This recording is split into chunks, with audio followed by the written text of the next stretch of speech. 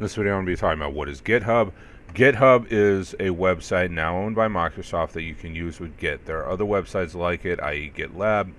All of them allow you to put changes on their servers to make it easier to share them with other people. They also have other features like more advanced permissions, so you can only share your code with specific people, or build platforms where you can automatically build your program after you publish new code to them. So why do people use GitHub? Well, let's go to GitHub. GitHub, come on. So this is GitHub.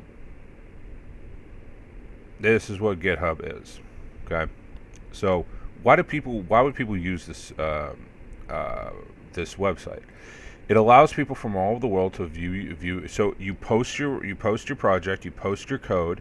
It allows people from all over the world to view your source code and submit improvements to it. Right, so it plays a pretty vital role in the open source developmental cycle. GitHub isn't the only service to do this, but it's by far the most popular. The Linux kernel, for example, is developed on GitHub, is not developed on GitHub, but on a mailing list, while Linus Torvalds' GitHub repo is only a mirror. So what this means is that if you have a project, if you have this programming project and you have source code, you can create a profile, you can post that project onto GitHub, right? And people can find your project and be like, wow, this is cool, I want to dedicate time and effort to it.